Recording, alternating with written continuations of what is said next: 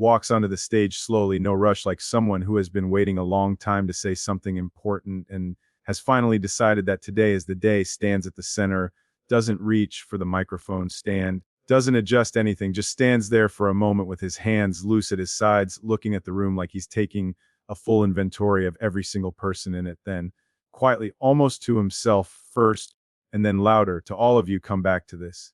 Whenever it gets dark, whenever the voice inside your head, that low, persistent, unconvinced voice that knows exactly which hours to show up and exactly which wounds to press, whenever that voice starts its work and begins to build its case against you, I want you to come back to this. I want these words to be something you can return to.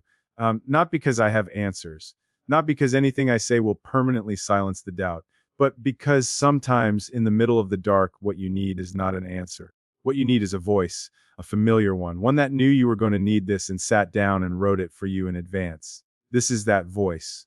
This is me sitting down in advance, writing it for you. And I want to start with something that might sound simple, but I need you to really let it in. Not just hear it as a phrase, not just let it pass through the surface of you like every other comfortable thing people say when they're trying to make you feel better. I need you to let it go all the way down to the place where the doubt lives, to the place where the cold thing sits and runs its numbers and tells you what you're worth. I need it to reach that place. Are you ready? You are loved. Not were loved. Not might be loved. Not could be loved if you fix the things you think are broken. Not deserve to be loved once you've become a better version of yourself.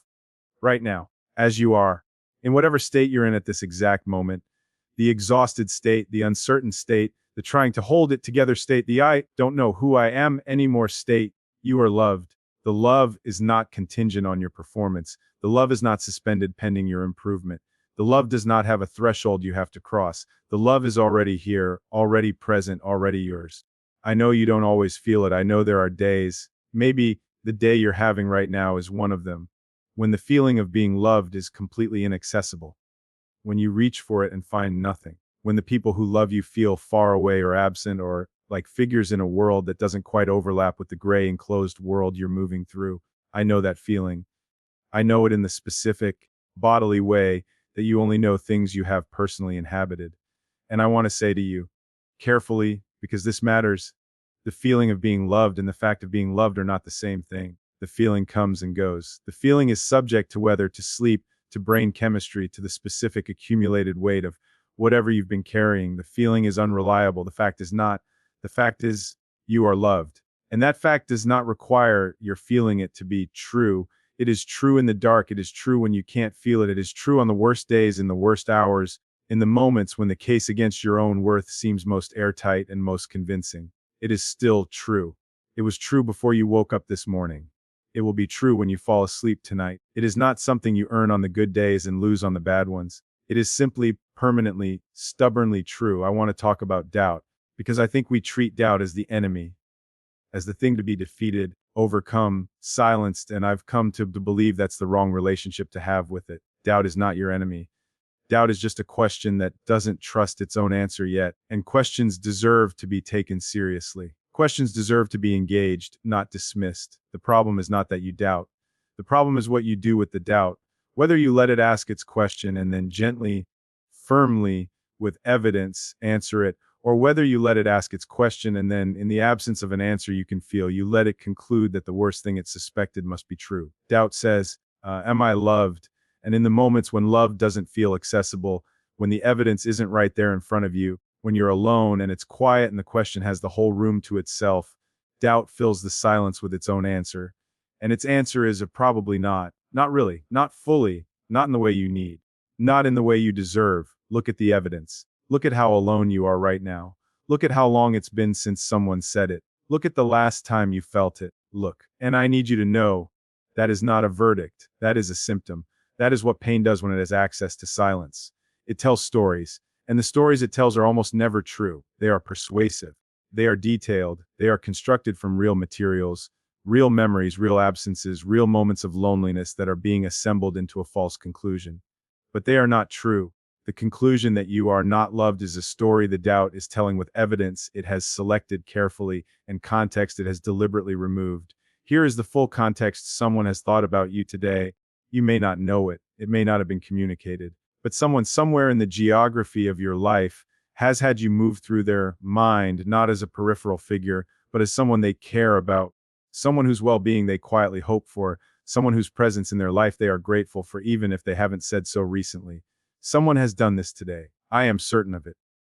Not as a comfort, not as a platitude, as a fact about how love actually operates, which is mostly quietly, mostly without announcement, mostly in the private interior of people who care about you and don't always know how to say so. You are in someone's thoughts right now. Let that be real. A move slightly shifts weight, looks more directly at the room. I want to tell you something about the way I grew up. And I don't say this often. I want to be careful with it because it belongs to me in a particular way. But I grew up knowing movement. Different cities, different homes, different configurations of who was around and who wasn't. And there is a specific education you get from that kind of early life. You learn flexibility. You learn how to start over. You learn how to walk into a room of strangers and find your footing. Those are useful things. I'm grateful for them. But you also learn, and this is the harder lesson, the one that took longer to recognize and longer still to work with, you learn a very specific kind of longing. The longing for the fixed point, for the thing that doesn't move, for the person, the place, the relationship that stays constant regardless of what else shifts. Because when so much has been in motion, what you want more than almost anything is something that will just hold still, something that will just be there. Something you don't have to earn every morning from scratch.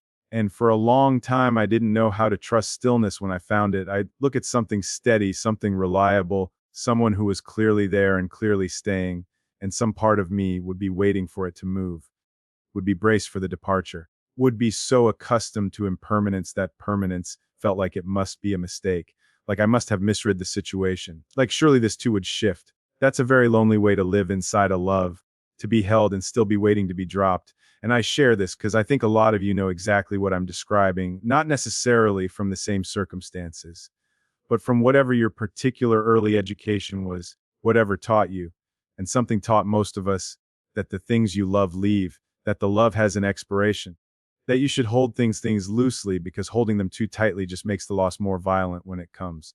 And that lesson, that protective, self-preserving, completely understandable lesson, lives in us as the capacity for doubt. The doubt that asks when someone loves us, but for how long? But really? But do they know the full version of me? But what if I need too much? But what happens when they see the parts I've been hiding? But what happens when the novelty wears off and I'm just ordinary in their life and the care becomes routine and they realize they could have chosen better? That's the doubt. That's where it comes from. Not from nothing, not from irrationality, from experience, from a kind of intelligence that learned the wrong lesson from the right pain. And I want to be gentle with that doubt. It was trying to protect you. It was doing what it thought it needed to do. It was built by a younger version of you who was doing the best they could with what they had. But it was wrong. Or not wrong exactly. It was right about the specific circumstances that taught it its lesson, and then it overgeneralized. It took a lesson that was true in one place and applied it everywhere. And that overgeneralization is costing you. It is costing you the full experience of being loved. It is keeping you at a slight, constant distance from something that is actually available to you. If you can find a way to let it land. Here's what I want you to practice. Not believe. I'm not asking you to simply decide to believe something you don't feel. Believing on command doesn't work. But practice a small, daily, intentional practice of receiving, of letting love arrive rather than questioning it before it can land, of noticing when someone offers you something real, a kindness and attention, a moment of genuine care, and rather than deflecting or minimizing or immediately looking for the catch, just letting it in, just receiving it. Saying internally, quietly, this is real. This is someone caring about me. I am allowed to have this. It sounds small. It sounds almost embarrassingly simple. But I want to tell you that for people who grew up with the doubt I'm describing, that practice, that tiny, repeated act of allowing love in rather than defending against it, is genuinely revolutionary. It changes things, not dramatically, not all at once, incrementally. The way the light changes in a room as the morning comes, not a sudden flipping of a switch, but a slow arrival of something that makes everything visible in a way the dark couldn't. You are allowed to have the love that's being offered to you. You are not required to earn it first. You are not required to deserve it before you receive it. You can receive it exactly as you are, and let the deserving be something you feel as a consequence of being loved, rather than a prerequisite to it. Takes a breath, sits with that for a second. I want to talk about the specific architecture of self-doubt, because I think if we're going to address it honestly, we have to look at how it's built. And it's built carefully. It's built to be convincing. It doesn't present itself as irrational. It presents itself as the clear-eyed, realistic assessment of who you are and what you're worth. It says, I'm not being cruel, I'm being honest, I'm not attacking you, I'm just telling you the truth about what you are so you're not surprised when other people figure it out. And that framing, the framing of doubt as honesty, as rationality, as the sober counterweight to wishful thinking, is exactly what makes it so effective, because you trust honesty. You trust the voice that doesn't flatter. And so when the doubt speaks in that register, the register of blunt, clear-eyed assessment, you give it a credibility you don't give to the softer voices. The voices that say you're enough, you're worthy, you're loved, those feel like wishful thinking. Those feel like things people say to be kind rather than things that are true. But the doubt feels like truth. The doubt feels like the thing no one else is willing to say. Here is what I need you to hear. The doubt is not more honest than the love. The doubt is not the realistic voice in a room full of optimists. The doubt is a defense mechanism that learned to disguise itself as clarity. And it is wrong, not occasionally. Fundamentally, its assessment of your worth is not accurate. Its conclusion about your lovability is not based on a full and fair reading of the evidence. It is a partial, curated, selectively brutal reading of the evidence. And the verdict it delivers from that partial reading is a verdict that does not hold up when you look at the whole picture. The whole picture includes every person who has ever chosen you, every friendship that has lasted, every conversation where someone leaned toward you rather than away, every moment where someone sought out your presence specifically, not just any presence, yours, every time someone remembered the thing you said, every time someone showed up for you, every time someone said your name like it meant something to them. That is also the evidence, and the doubt never puts that in the file. So build a fuller file, consciously, deliberately, as an act of resistance against the incomplete accounting the doubt prefers. Make a list, even if it feels strange or self-serving or uncomfortable. Make a list of the people who chose you, the ways you have been loved, the specific moments where someone's care was real and present and undeniable, not to be smug, not to perform gratitude, but to have evidence, to have something concrete to hold against the night when the doubt brings its case, and you need something to respond with. You have evidence, you have more than you think, you have been loved in ways you may not have fully counted. Count them. Let me talk about the hardest version of this. The hardest version of doubting whether you're loved is when the doubt isn't abstract, when it's attached to a specific person, when it's not a general existential uncertainty, but a particular, pointed question about someone's specific. Does this person actually love me? Yeah. Is what they're offering real? Do they mean it when they say it, or are they performing it? Would they stay if they knew the full version? That doubt, the one with a face on it, the one that sits next to you in the same bed or across from you at dinner or on the other end of a phone call, is a different weight. It's more personal and more frightening, and it comes with higher stakes. Because it's not just about your worth in the abstract. It's about whether this specific, irreplaceable, precious thing you have is as real as it feels. And you've been wrong about that before.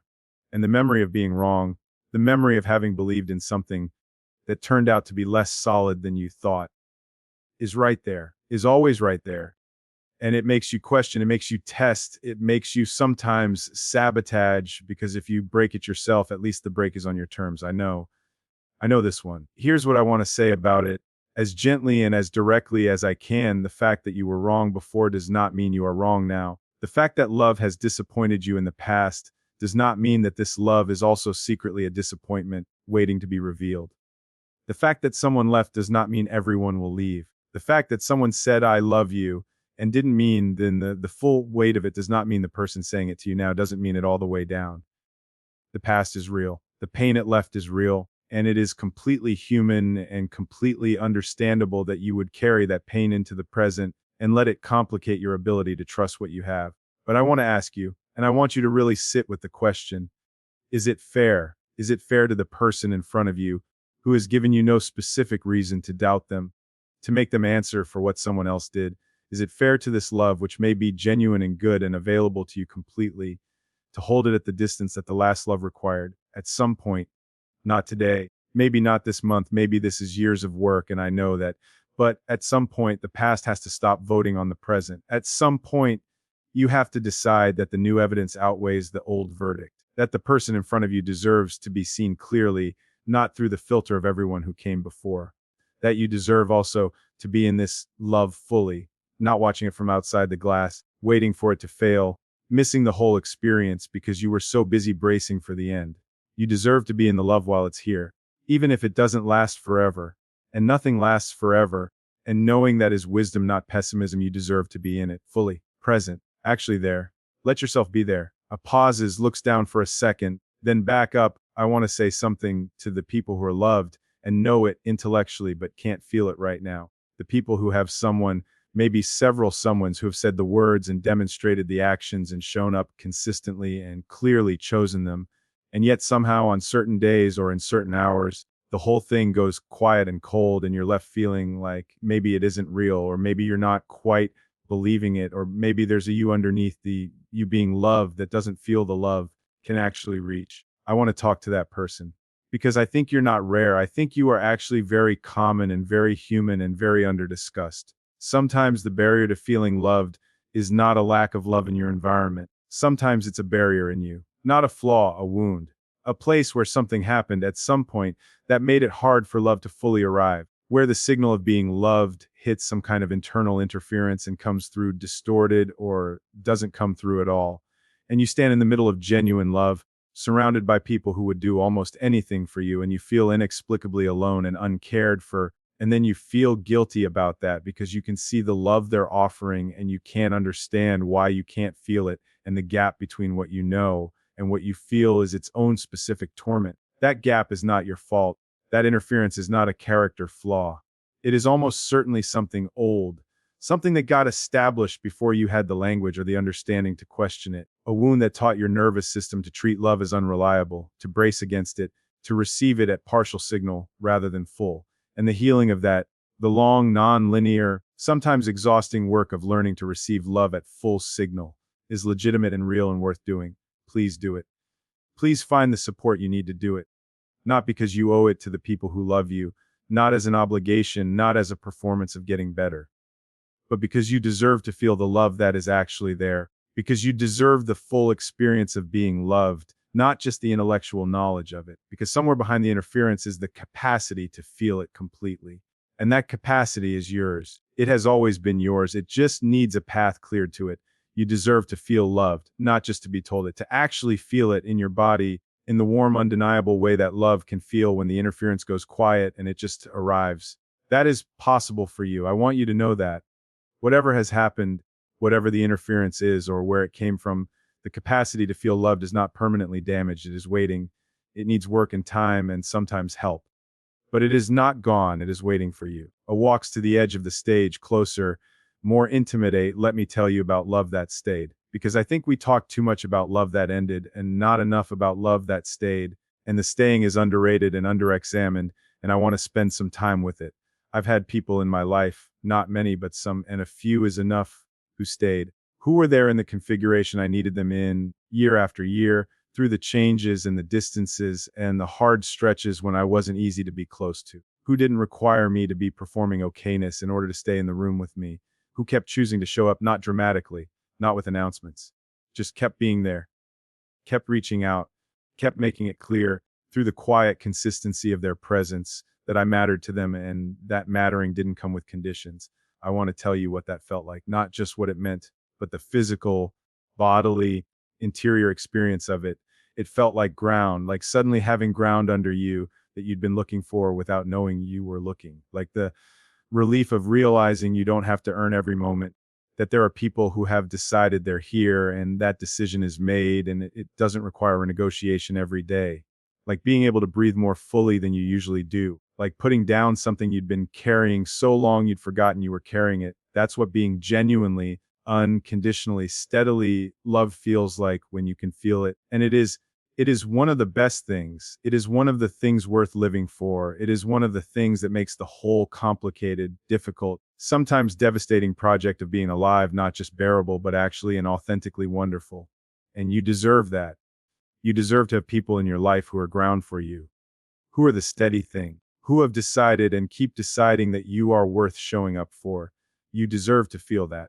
And maybe right now you're not sure you have it. Maybe the people who were ground for you have shifted or left, or are far away, or the connections feel thinner than you'd like. Maybe you're in a stretch of life where the love feels less available, less present, less able to reach you. Maybe you're reading this from inside a loneliness that feels very large and very certain. I want to talk to you specifically. The one who is alone right now in the way that goes deeper than just being physically alone. The one who is not sure they are loved. The one who has almost convinced themselves that maybe they're not, or not in the way they need, or not enough, or that the love that finds other people, the deep, steady, someone chose me specifically kind of love, maybe that one isn't coming for them. I want to sit across from that version of you and say you're wrong. I know you don't feel it. I know the evidence you have seems convincing. I know the story the doubt is telling has been refined over a long time and has gotten very good at sounding true. But you're wrong. Not because life is fair.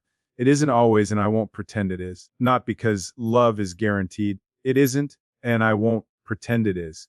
But because you are the kind of being who is capable of being loved, you are. The capacity is not in the love, it is in you. And it is real, and it is present, and it is enough. The love that finds you will not find a shortage. It will find someone who has been carrying a lot and still shows up. It will find someone who has learned hard things and carries them with more grace than they give themselves credit for. It will find someone who is complicated and honest and real in a world that is drowning in performed simplicity. It will find someone worth finding. It is coming. Or it is here and you haven't recognized it yet. Or it is here and the interference is making it hard to feel. Or it is in a form you weren't expecting. Not the form you imagined love would take, but love nonetheless real and present and available. Look for it in the unexpected forms. Let it in through the unexpected doors. Let the friend's check and text be love. Let the stranger's small kindness be love. Let the memory of the person who once loved you fiercely be love, not gone, but transformed into something you carry. Let the fact that you are still here, still trying, still caring enough to come back to these words when the doubt gets loud, let that be evidence of a self worth loving, because it is. The fact that you are still reaching for connection, for understanding, for reassurance, for the feeling of being held, that reaching is not weakness. That reaching is the most alive thing about you. That reaching is love itself looking for a place to land. Let it land in you first. Let yourself be the first destination. Let the love turn inward, not in the narcissistic, closed sense, but in the generous sense. Give yourself the thing you've been waiting for someone else to give you. The patience, the gentleness, the assumption of good intent, the basic fundamental decision to proceed as though you are worth caring for. Because you are worth caring for. You are worth the full, present, undefended, honest love that you have been reaching toward your whole life. You always were. A steps back to center, quieter now, more deliberate. And now I want to speak to the people who love someone who doubts, who are in the life of someone who struggles to feel loved, who holds themselves apart, who receives love at partial signal, who sometimes seems to live just outside the warmth you're trying to offer, who you have tried to reach and sometimes felt like you were trying to reach someone through glass. You are not failing. I want to say that plainly. The fact that the person you love struggles to feel loved is not a reflection of the quality of your love. You can love someone perfectly and they can still struggle to receive it because of something in them that has nothing to do with you. That can be painful. It can be one of the most quietly painful things in a relationship, to offer everything you have and watch it somehow not reach, to wonder what you're doing wrong, to worry that you're not enough. You are enough. The love you are offering is real and it matters even when it seems to pass through without landing. It is doing something. It is wearing down the interference slowly, the way water wears down stone, not visible in any single moment, but real over time. Your consistent, patient, non-conditional showing up is building something in that person. They may not be able to tell you. They may not even know it themselves. But it is building something. And if you need to hear this today, your love counts. The love you give to the person who struggles to receive it counts just as much as the love that goes to someone who can take it in easily, maybe more. Because you are choosing to love someone through their complexity. You are choosing to stay in the room with someone who sometimes makes staying difficult because their own doubts push against the things you're offering. That is extraordinary. That is the highest form of love I know, not the easy love of the frictionless connection, but the committed, decided, I'm here anyway love of someone who knows it's complicated and stays. Thank you for staying. For the person in your life who has never been able to tell you what it means, thank you for staying. Long pause, very quiet. We're near the end of this. And I want the end to be something you carry out of this room and into the life that is waiting for you on the other side of this moment. Not a lesson, not a directive, not a list of things to do, just a truth.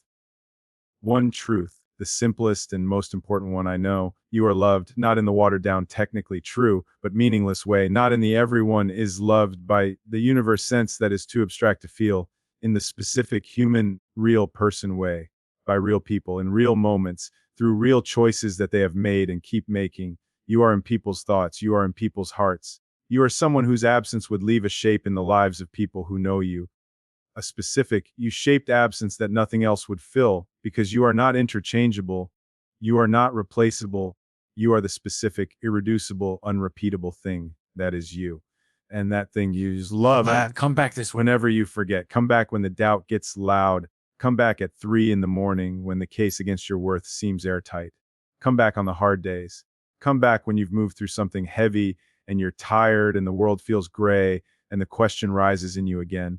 Am I loved? Does it matter? Is there someone out there for whom my existence in the world is genuinely good news? The answer is yes. It has always been yes. It will keep being yes. Come back to this and let it be enough to get you to the next moment and the next, until the doubt quiets, until the light comes back, until the day, and it will come when you don't need to come back to this anymore. When you know it, not because someone told you, but because you finally let it in and it settled in you like something that belongs there, like something that was always supposed to be there, like something that was always already yours. I stands completely still, looks at the room, something warm and steady in his eyes, and very quietly, like it's the most important thing and doesn't need any volume to prove you are loved. Go know it, steps back, nods once, and is done.